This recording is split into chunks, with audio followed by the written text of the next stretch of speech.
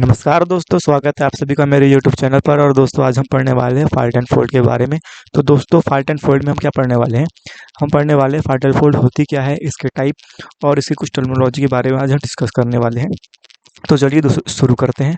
देखिए दोस्तों, fault and fold का जो निर्माण होता है कैसे होता है, वो जियोमॉर्फिक प्रोसेस की वजह से होता है। जियोमॉर्फिक प्रोसेस दो टाइप की होती है, पहला एंडोजेनिक प्रोसेस होती है और दूसरा एक्सोजेनिक प्रोसेस होती है। जो एंडोजेनिक प्रोसेस होती है वो अर्थ सरफेस के नीचे होती है, क्रिस्टल में एरिया में होती है अर्थ के। और जो एक्सोजेनिक प्रोसेस होती है जैसे कि वेदरिंग एरोजन, वो होती है अर्थ के सरफेस के ऊपर, जिससे हमारे जो सेडिमेंट्स होते हैं, सेडिमेंट्री रॉक का फॉर्मेशन होता है। ये सब फोर्सेस जो होती है ये एक्सोजेनिक प्रोसेस होती है। लेकिन जो एंडोजेनिक प्रोसेस होती है वो अर्थ के नीचे होती है, टेंसाइल जिससे टेंसाइल फोर्स लगती है, कंप्रेसिव फोर्स लगती है। टेंसाइल फोर्स की वजह से रॉक्स में क्रैक आते हैं और कंप्रेसिव फोर्स की वजह से रॉक में फोल्ड वेव लाइक एक शेप बन जाता है, जिसको फोल्ड कहते हैं। अब देखिए दोस्तों, जो टेंसाइल फोर्स होती है उससे क्रिस्टल फ्रैक्चर उत्पन्न होते हैं। रॉक्स में क्रिस्टल फ्रैक्चर उत्पन्न होते हैं। क्रिस्टल फ्रैक्चर होता क्या है? देखिए, जो इंटेंस इंटेंस टेंसिल फोर्स होती है जो रॉक में लगती है, जिसकी वजह से उनमें क्रैक बनने लगते हैं, इसको बोलते हैं क्रिस्टल फ्रैक्चर। ये दो टाइप के होते हैं, पहला होता है जॉइंट्स और दूसरा होता है फॉल्ट। देखो, जो जॉइंट होती है वो क्या होती है? और joint fracture is a crystal rock wherein no appreciable movement of rock take place.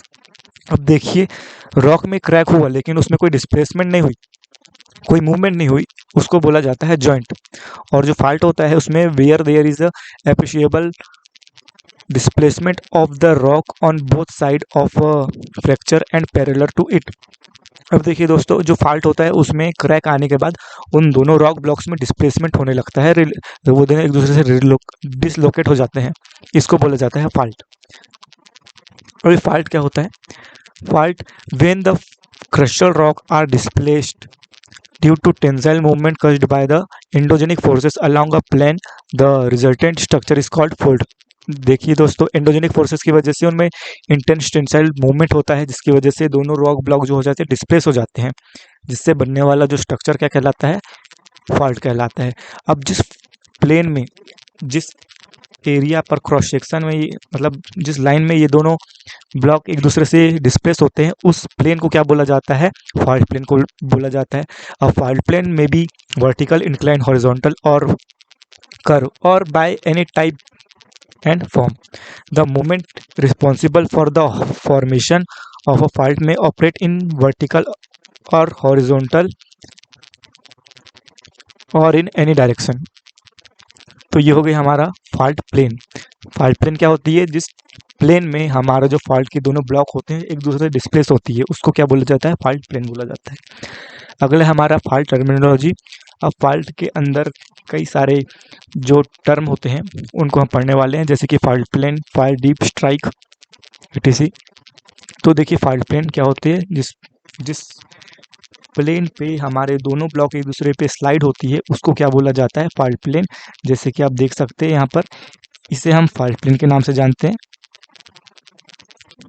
ये है हमारा फॉल्ट प्लेन। उसके बाद आता है fault dip. Fault dip is the angle between the fault plane and horizontal plane. अब देखिए, आपका ये बिल्कुल एक प्लेन होता है। क्या होता है ये देखिए एक प्लेन होता है। प्लेन में इस कोई ये आपका प्लेन बेड है और ये आपका कोई इंक्लाइन बेड इस पर आकर गिर रहा है। तो ये आपका जो इंक्लाइन बेड होता है ये आपका डीप कहलाता है, और इसके एंगल इसके बीच में बनता है कोई एंगल, वो कितना भी हो सकता है, उसके अकॉर्डिंग जो डीप होते हैं अलग अलग टाइप के होते हैं। तो ये आपका डीप हो गया। और ये जो आपका हॉरिजॉन्टल जो बेड होता है उसको बोला जाता है स्ट्राइक। क्या होता है? Strike is the horizontal plane in in any bed rock structure. Horizontal plane in any bed rock structure is called strike. ठीक है दोस्तों।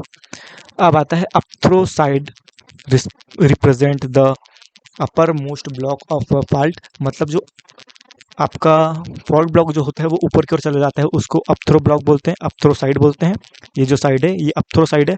और जो ब्लॉक जो ब्लॉक नीचे की ओर चला जाता है उसको डाउन थ्रो साइड ब्लॉक कहते हैं। जो नीचे की ओर चला गया है, ये वाला जो रॉक है, इस जो साइड है उसको बोलेंगे डाउन डाउन थ्रो साइड, और जो ऊपर की ओर चला जाता है उसको बोला जाता है अप थ्रो साइड। इसके बाद आता है हैंगिंग वॉल। अब जो ऊपर की ओर होता है उसको हैंगिंग वॉल बोलते हैं, और जो नीचे की ओर होता है उसको फुट वॉल बोलते हैं। अब देखिए, इसके बेस पे हमारे जो फॉल्ट के टाइप होते हैं वो अलग अलग टाइप के होते हैं। जो अगर हैंगिंग वॉल ऊपर की तरफ है और फुटवॉल नीचे की तरफ है तो उसको नॉर्मल फॉल्ट बोलते हैं, और अगर हैंगिंग वॉल नीचे की तरफ चला गया और फुटवॉल ऊपर की तरफ हो गया तो उसको रिवर्स फॉल्ट कहा जाता है।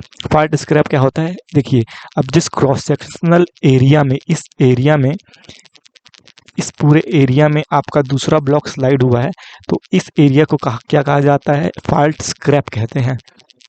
Fault scrap is the steep wall like slope, एक दीवार है स्लोप की तरह, उसको बोला जाता है फॉल्ट स्क्रैप। अगला क्या है हमारा टाइप ऑफ फॉल्ट। अब देखिए दोस्तों, जो फॉल्ट होता है डीप और स्ट्राइक के बेस पे दो टाइप के होते हैं। डीप में अगर आपके दोनों फॉल्ट स्लाइड हुए हैं तो उसको डीप स्लाइड मूवमेंट फॉल्ट कहा जाएगा, और अगर स्ट्राइक के अलोंग दोनों जो ब्लॉक है एक दूसरे से डिस्प्लेस हुए हैं तो उसको स्ट्राइक स्लाइड मूवमेंट फॉल्ट कहा जाएगा। अब देखिए, जो डीप स्लाइड फॉल्ट होता है वो नॉर्मल और रिवर्स, ये दो टाइप के फॉल्ट होते हैं, और जो स्ट्राइक स्लिप फॉल्ट होता है वो भी दो तरह के फॉल्ट होते हैं, सिनिस्ट्रियल एंड डेक्स्ट्रियल। तो चलिए एक एक करके सबको पढ़ते हैं। अब देखिए नॉर्मल फॉल्ट क्या होता है। Form due to the displacement of both the rock block in opposite direction. ये देखिए, ये हमारा जो है, ये हमारा नॉर्मल फॉल्ट का एग्जांपल है। इसमें जो हमारे दोनों रॉक ब्लॉक्स है वो एक दूसरे से अपोजिट डायरेक्शन में डिस्प्लेस हुए हैं। ठीक है दोस्तों, ये है हमारा नॉर्मल फॉल्ट। और जो हमारा जो रिवर्स फॉल्ट होता है वो कैसे फॉर्म होता है। Reverse fault form due to the movement of both the fracture rocks block toward each other, एक दूसरे से डिस्प्लेस हुए, लेकिन जो हमारा जो डीप साइड में जो ब्लॉक होता है वो ऊपर की ओर डिस्प्लेस हो जाता है, जिससे हमारा जो फॉल्ट बनता है वो रिवर्स फॉल्ट बनता है, और यूजुअली मतलब incline at an angle between 40 degree and the horizontal. अब देखिए, हमारा जो नॉर्मल फॉल्ट होता है वो वर्टिकल भी हो सकता है या उसमें 45 डिग्री का एंगल बनता है। अब जैसे कि आपको पता है डीप साइड में जो फॉल्ट, ये हमारा जो डीप साइड में जो एंगल बना है नॉर्मल फॉल्ट में 45 डिग्री का बन सकता है, या फिर वो वर्टिकल हो सकता है, सीधा भी हो सकता है। लेकिन जो हमारा रिवर्स फॉल्ट होता है उसमें इसमें देख सकते हैं आप, इसमें जो एंगल बनेगा वो 40 डिग्री का भी बन सकता है या फिर ये हॉरिजॉन्टल भी हो सकता है। तो ये होता है रिवर्स फॉल्ट। अगला आता है स्ट्राइक स्लिप फॉल्ट। अब स्ट्राइक के अलोंग जो फॉल्ट बनते हैं उसको दो पार्ट में डिवाइड किया गया है, पहला सिनिस्ट्रल फॉल्ट और दूसरा डेक्स्ट्रल फॉल्ट। इसको दूसरे नाम से भी जाना जाता है, जैसे लेफ्ट लेटरल फॉल्ट और दूसरा राइट लेटरल फॉल्ट। अब देखिए दोस्तों, ये आपका अनफॉल्टेड रॉक है, इसमें क्रैक है। अब ये आपका बैक ब्लॉक हो गया और ये आपका फ्रंट ब्लॉक हो गया। अब अगर आपका जो फ्रंट ब्लॉक है वो लेफ्ट साइड में डिस्प्लेस हो रहा है तो उसको सिनिस्ट्रियल बोलेंगे, और अगर वो आपसे फ्रंट ब्लॉक अगर राइट साइड में डिस्प्लेस हो रहा है तो उसको क्या बोला जाएगा, उसको डेक्स्ट्रल फॉल्ट कहा जाएगा। When the displacement of the rock block occur to the left on the far side of the fault is called sinistral fault, and when the displacement of the rock block occur to the right of the far side of the fault, मतलब आपका जो front block होगा वो right side में displace हो जाएगा तो उसका डेक्स्ट्रल फॉल्ट बोलेंगे या फिर राइट लेटरल फॉल्ट बोलेंगे। तो ये आपको समझ आ गया हमारा लेटरल फॉल्ट और लेफ्ट लेटरल फॉल्ट और राइट लेटरल फॉल्ट, मतलब सिनिस्ट्रियल और डेक्स्ट्रल फॉल्ट। मतलब सिनिस्ट्रियल में आपका लेफ्ट साइड डिस्प्लेस हो जाता है और डेक्स्ट्रल में आपका राइट साइड डिस्प्लेस हो जाता है। अब आते हैं अगला, ओवरथ्रस्ट फॉल्ट। अब देखिए दोस्तों, ये जो ओवरथ्रस्ट फॉल्ट होता है ये एक एक्सेप्शन है, क्योंकि इसमें कन्फ्यूजन होती है कि ये फॉल्ट है या फोल्ड है, क्योंकि इसमें जो फॉल्ट के जो दोनों ब्लॉक होते हैं वो एक दूसरे के ऊपर ओवरलैप हो जाते हैं धीरे धीरे, तो जो हमारे टेंसाइल फोर्स लगते हैं जिसकी वजह से ये एक एक करके धीरे धीरे एक दूसरे के ऊपर ओवरलैप होने लगते हैं ऐसे। तो ये कंफ्यूज कर देता है कि ये फोल्ड है या फाल्ट है, इसलिए इसको एक्सेप्शन भी बोलते हैं। इस फॉल्ट को बोला जाता है overthrust fault. When the compressive force exceed to strength of the rock, one block of the fault override, मतलब एक रॉक ब्लॉक के ऊपर दूसरा रॉक ब्लॉक ओवरराइड हो गया, और इससे बनने वाला जो हमारा फॉल्ट बनता है वो ओवरथ्रस्ट फॉल्ट है। उसके बाद आता है स्टेप फॉल्ट। स्टेप फॉल्ट जैसे आप समझ सकते हो सीढ़ियाँ, आप सीढ़ियाँ देखें, उसमें हमारी जो फॉल्ट होती है उसमें हर जो ब्लॉक है एक दूसरे के एक ही डायरेक्शन में step by step down throw होती जाती है, जिसकी वजह से स्टेप फॉल्ट का निर्माण होता है। When a series of fault occur in any area in such a way that the slope of all the fault plane of all the fault are in the same direction में स्टेपली सभी rock block displace हो रही है, तो इस type बनने वाला जो हमारा फॉल्ट बनेगा वो बनता है स्टेप फॉल्ट। तो ये हो गया हमारा फॉल्ट। अब अगला आता है हमारा फोल्ड। तो देखिए फोल्ड क्या होता है। अब wave like band are form in the crystal rock wherein some are bent up and some part are bent down, मतलब कुछ पार्ट अप ऊपर की ओर बेंड हो जाता है और कुछ पार्ट नीचे की तरफ बेंड हो जाता है। Fold are minor form of warping. Warping क्या होती है, बहुत बड़े कॉन्टिनेंटल एरिया पर होती है। टॉप वार्प, हाई वार्पिंग और लो वार्पिंग वो अलग टॉपिक है, लेकिन उसका छोटा भाई हमारा कह सकते हैं कि वो फॉल्ट होता है, जो कि सिंपली छोटे साइज के रॉक में देखने के लिए मिलता है। वेव लाइक स्ट्रक्चर बन जाता है, इसको बोलते हैं फॉल्ट। बनता कैसे है, जब हमारा रॉक होता है सॉफ्ट, अब देखिए अगर कोई भी चीज़ बहुत हार्ड है, कठोर है, तो उसमें टेंसाइल या कंप्रेशन लगने की वजह से उस पर क्रैक आएगी, जिससे फॉल्ट बनेगा। लेकिन अगर वो सॉफ्ट है तो उसमें बेंडिंग आने लगती है, जिसकी वजह से उसमें वेव लाइक शेप बन जाता है और वो फोल्ड बन जाता है। अब फोल्ड के कुछ टर्मिनोलॉजी है, जैसे कि फोल्डिंग, एंटीक्लाइन, सिंक्लाइन, लिम्स। तो आज अब हम वो पढ़ लेते हैं। फोल्डिंग क्या होती है, mechanism of bulking and squeezing of crystal rock due to compressional force that resulting in several type of fold। Folding होती है जिसमें कंप्रेशनल फोर्स लगती है क्रिस्टल रॉक पर, जिसकी वजह से उसमें स्क्वीजिंग होती है, बल्किंग होती है और उनमें वेव शेप बन जाता है और वो एक दूसरे से कंप्रेस हो जाती है, तो इसको बोलते हैं फोल्डिंग प्रोसेस। एंटीक्लाइन को होती है, अब फोल्डिंग हुई जो आप ऊपर की ओर जाने वाला जो स्ट्राटा होता है उसको बोलते हैं एंटीक्लाइन, और जो नीचे की ओर चला जाता है बेसिन शेप बन जाता है उसको बोला जाता है सिनक्लाइन। आर्च के शेप में बन जाता है ऊपर की ओर, आर्च शेप बन जाता है उसको बोला जाता है एंटीक्लाइन, और जो नीचे की तरफ बेसिन का शेप बनाता है उसको बोलते हैं सिंक्लाइन। लिम्स क्या होती है, the two side of fold are called limbs. अब देखिए ये आपका कहाँ गया, ये है एक साइड, ये है हमारी लिम्स और ये दूसरी साइड हमारी लिम्स, इसे बोला जाता है लिम्स। मतलब ये होते हैं फोल्ड के हाथ होते हैं, इसे कहा जाता है लिम्स। अब जो सिंक्लाइन और एंटीक्लाइन दोनों को जोड़ता है उस लिम को बोलते हैं middle limb. Middle limbs is the limb which is share between the anticline and its companion syncline. ठीक है दोस्तों, अब आपको समझ आ गया होगा फोल्डिंग क्या होती है, एंटीक्लाइन क्या होता है, सिंक्लाइन क्या होता है, लिम्स क्या होता है, एंटीक्लाइन क्या होता है। एंटीक्लाइन होता है वेव का जो आर्च शेप होता है, जो सबसे ऊपर उठा हुआ पार्ट होता है वो एंटीक्लाइन होता है, और जो बेसिन का शेप बनाता है वो सिंक्लाइन होता है। और लिम क्या होती है, जो दो फाल्ट की दोनों हाथें होती है, दोनों तरफ दोनों की जो एंटीक्लाइन और सिंक्लाइन के बीच का एरिया होता है उसको लिम बोलते हैं या मिडिल लिम बोल सकते हैं। उसके बाद आता है deep and strike of all fault. जैसे कि आपने फाल्ट में पढ़ा था डीप एंड स्ट्राइक, उसी तरह फोल्ड में भी डीप और स्ट्राइक होता है। अब देखिए दोस्तों, ये जो डीप होता है उसका डायरेक्शन भी होता है और उसका एंगल भी होता है। उसको एग्जाम में क्वेश्चन पूछा, दो टाइप से क्वेश्चन पूछे जाते हैं इसके डीप के, कि आपको डीप मेजरमेंट करना है तो उसके लिए एंगल भी ज़रूरी है और उसका डायरेक्शन भी ज़रूरी है, और आपको एंगल भी दे दिया जाएगा और उसका डायरेक्शन भी दिया जाएगा 60 डिग्री नॉर्थ। तो आपको बताना है कि ये डीप है या स्ट्राइक है। तो इस टाइप से डीप पर क्वेश्चन आते हैं। तो हम पढ़ते हैं dip and strike of fault. Sorry, ये फोल्ड है दोस्तों। The inclination of rock beds with respect to horizontal plane is termed as dip. Inclination, incline होता है उस रॉक बेड को क्या बोला जाता है, डीप। अब लिम्स है, आपका जो फोल्ड बना है उसमें लिम्ब होती है, उसका उस आधार पर इसको डीप के रूप में टर्म किया, मतलब बोला गया, परिभाषित किया गया है। Direction of dip is always at right to the angle of the strike. Right angle बना होता है डीप के अलोंग, स्ट्राइक के अलोंग राइट एंगल बना होता है डीप में।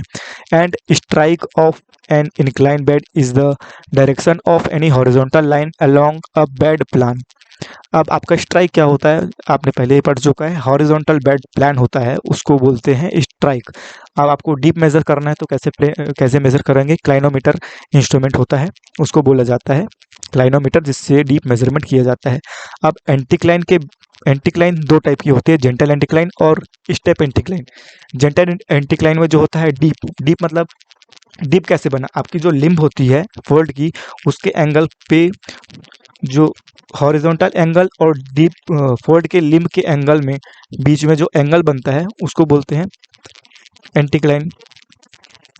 Deep angle is less than 40 degree, मतलब हॉरिजॉन्टल और लिम्ब के बीच में जो एंगल बना 40 डिग्री का, वो कितना है? 40 डिग्री का, तो होता है जेंटल एंटीक्लाइन। और अगर वो 40 और 90 डिग्री के बीच में है तो उसको स्टीफ एंटीक्लाइन बोला जाएगा। अब देखिए आपका एंटीक्लोरियम। एंटीक्लोरियम क्या होता है?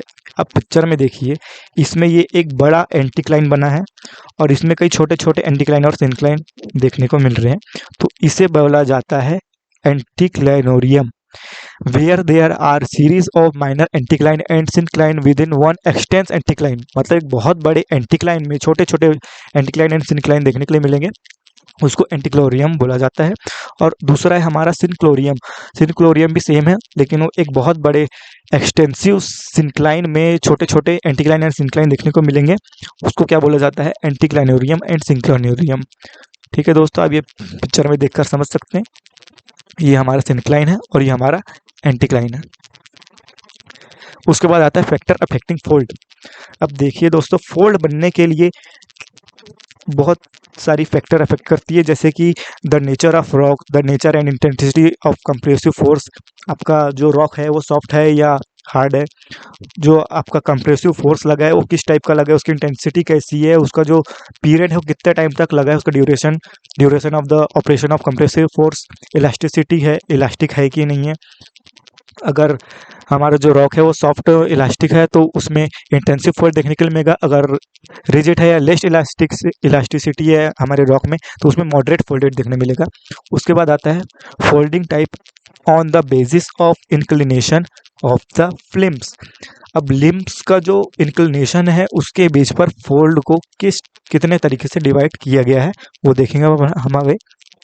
Symmetrical fold, both limb incline uniform, this fold are an example of open fold. अब देखिए, ये जो हमारे लिम्ब्स है ये दोनों यूनिफॉर्म है, एक दूसरे के बराबर है, इनका इंक्लिनेशन सेम है, तो ऐसे फोल्ड को क्या बोला जाता है? सिमेट्रिकल फोल्ड कहा जाता है। और इसके बाद आता है अपना असिमेट्रिकल फोल्ड। असिमेट्रिकल फोल्ड क्या होता है? Unequal and irregular limbs, both the limbs incline at different angle on limbs is relative larger and the inclination is moderate while the other limb is relative shorter with steep inclination। मतलब पहला जो limb है वो छोटा है, लेकिन जो दूसरा लिम्ब है वो लंबा है रिलेटिव टू पहले लिम्ब के मुकाबले। तो ऐसे फोल्ड को क्या बोला जाता है? Asymmetrical fold. उसके बाद आता है हमारा monoclinical fold. One limb inclines moderately with regular slope. देखिए, जो हमारा मोनोक्लिनिकल लिम्ब होता है उसका एक लिम्ब जो है वो रेगुलर है लेकिन इंक्लाइन है वो। उसके बाद आता है हमारा other limb inclined steeply a rigid angle and, मतलब हमारा जो एक लिम्ब होता है वो वर्टिकल होता है और दूसरा हमारा रेगुलर होता है, किसी भी डायरेक्शन में हो सकता है। ऐसे फोल्ड को कहा जाता है मोनोक्लिनिकल फोल्ड। अगला आता है आइसोक्लिनल फोल्ड, जिसमें ऐसा फोल्ड जिसके दोनों लिम्ब्स एक दूसरे से पैरेलल होते हैं, लेकिन जो हमारा फोल्ड का डायरेक्शन होता है वो इंक्लाइन होता है, वो हॉरिजॉन्टल नहीं होता, वो इंक्लाइन होता है। ऐसे फोल्ड को क्या कहा जाता है? आइसोक्लिनल फोल्ड। और उसके बाद आता है रिकम्बेंट फोल्ड।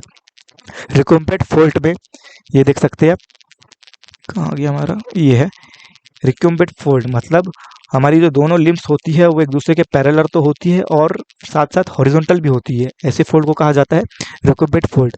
अब हम 5 टाइप के फोल्ड पढ़ चुके हैं। देखिए ये सिमेट्रिकल फोल्ड है, ये है सिमेट्रिकल फोल्ड जिसमें हमारे दोनों लिम्ब बराबर होते हैं, इनका इंक्लिनेशन सेम होता है। दूसरा होता है असिमेट्रिकल फोल्ड जिसमें उसमें कोई भी इक्वलिटी नहीं होती, इरेगुलर लिम्स होते हैं, छोटे बड़े लिम्स हो सकते हैं, ये होते हैं असिमेट्रिकल फोल्ड। तीसरा होता है मोनोक्लिनिकल फोल्ड जिसमें एक लिम्ब जो होता है वर्टिकल होता है और दूसरा लिम्ब किसी भी डायरेक्शन में इंक्लाइन हो सकता है। ऐसे फोल्ड को बोलते हैं मोनोक्लिनल फोल्ड। तीसरा फोल्ड होता है जिसमें दोनों लिम्ब्स जो होते हैं वो एक दूसरे के पैरेलल होते हैं लेकिन वो इंक्लाइन होते हैं, हॉरिजॉन्टल नहीं होते, उसको बोलते हैं आइसोक्लिनल फोल्ड। और अगला है हमारा रिकम्बेंट फोल्ड जो होता है एक दूसरे से पैरेलल भी होगा लेकिन हॉरिजॉन्टल भी होगा फोल्ड, इसको बोलते हैं रिकम्बेंट फोल्ड। इसके बाद है अपना fan fold. An extensive and bold fold consists of several minor anticline and syncline also called as anticlinorium and synclinorium. जैसे कि हमने आपको पहले बता चुका है कि एंटीक्लाइनोरियम एंड सिनक्लाइनोरियम क्या होता है। एक बहुत बड़ा फोल्ड होता है जिसके अंदर छोटे छोटे एंटीक्लाइन एंड सिनक्लाइन होते हैं। तो इससे बनने वाला जो ओवरऑल एक्सटेंसिव फोल्ड होता है, बहुत बड़ा फोल्ड होता है, उसको बोला जाता है फैन फोल्ड। हमने ये देख सकते हैं, इस फोल्ड को हम कह सकते हैं ये है हमारा फैन फोल्ड। इसका जो कंप्लीट एरिया है ये हो सकता है फैन फोल्ड। अब अगला आता है हमारा ओपन फोल्ड। ओपन फोल्ड क्या होता है, जिसमें जो लिम्स होते हैं उन दोनों के बीच में एक ऑप्टस एंगल होता है। ऑप्टस एंगल मतलब 90 डिग्री से ज़्यादा होता है और 180 डिग्री से कम होता है। ऐसे एंगल बनाने वाले फोल्ड को ऑप्टस एंगल कहा जाता है और ऐसा एंगल बना हुआ लिम्ब होता है उस फोल्ड को कहा जाता है ओपन फोल्ड। और इसके बाद आता है हमारा अगला क्लोज फोल्ड। अब क्लोज फोल्ड में जो होता है एक्यूट फोल्ड होता है। एक्यूट फोल्ड मतलब 90 डिग्री का एंगल बनता है, दोनों लिम्स के बीच में 90 डिग्री का एंगल बनता है, ऐसे फोल्ड को कहा जाता है क्लोज फोल्ड। अब ये जो ऑप्टस होता है और एक्यूट होता है ये भी आपको याद रखना पड़ेगा, एग्जाम में इसके थ्रू भी पूछ सकता है, क्योंकि ओपन फोल्ड में एप्टस फोल्ड बनता है और क्लोज फोल्ड में एक्यूट फोल्ड बनता है, एंगल बनता है। ठीक है दोस्तों, आज के लिए इतना ही। अगर आपको वीडियो अच्छी लगे तो चैनल सब्सक्राइब करें, बेल आइकन प्रेस करें और लाइक करें। Thank you everyone, thank you so much.